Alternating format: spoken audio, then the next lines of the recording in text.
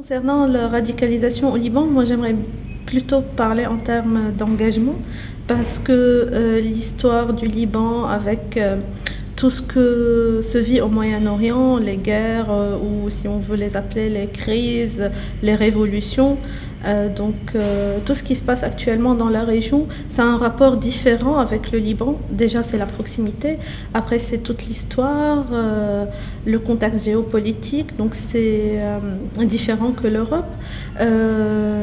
Ces jeunes, parlons maintenant de vraiment la dernière crise et tout ce qui se passe en Syrie.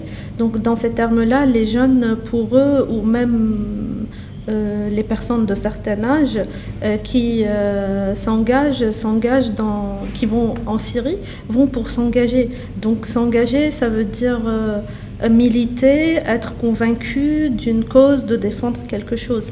Et qu'est-ce qu'ils défendent pour eux qu'ils soient avec Jabhat al-Nusra, qu'ils soient avec l'armée libre, Jaish al-Hur ou Jaish al-Islam ou avec Daesh, ils vont pour défendre une justice et un modèle étatique bien déterminé pour eux où ils aspirent tous à une justice sociale.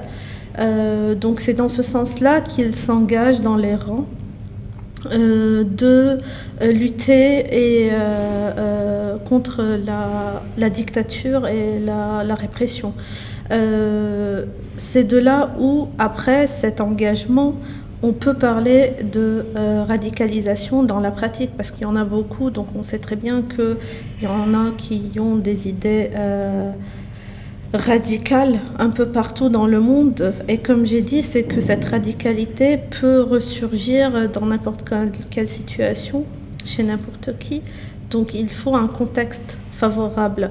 Et cette frustration, cette oppression qui est vécue dans le monde arabe, notamment au Liban, elle est très présente dans cette vie quotidienne et l'imaginaire de ces jeunes. Donc pour eux, ils se retrouvent dans un projet qui leur offre théoriquement pour l'instant un autre modèle de société et qui leur offre aussi un projet de vie. C'est surtout ça, un projet de vie où ils trouvent une place et une reconnaissance simplement de leur être.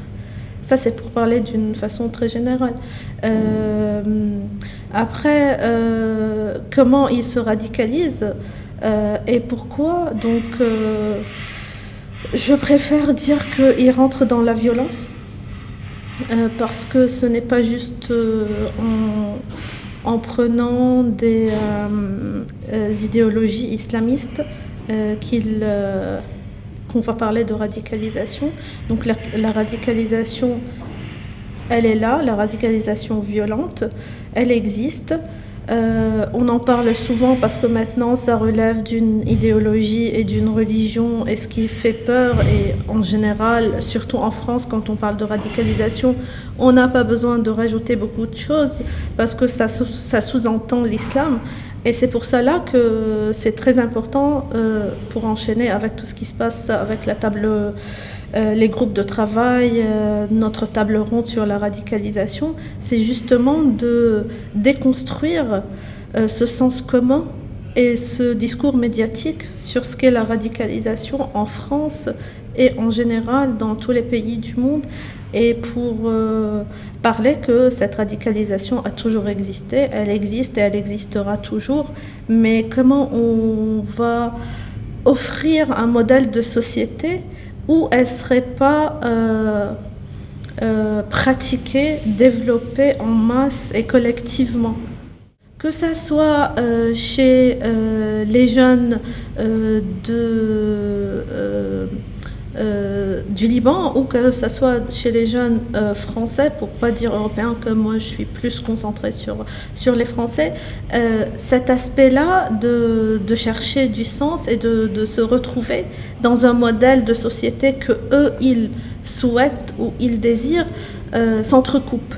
Et Après, pourquoi ils s'engagent et comment ils se radicalisent, ça prend vraiment des formes complètement différentes. Leur rapport à l'État français, c'est pas le même rapport à l'État libanais ou à l'État syrien. L'environnement cognitif dans lequel ils vivent, ces jeunes, c'est pas le même. Donc tout ça, il faut vraiment après rentrer dans le micro pour faire des analyses. Mais en tout cas, des deux côtés, les jeunes sont d'accord et revendiquent leur place dans la société et qu'ils subissent une injustice structurelle des deux côtés.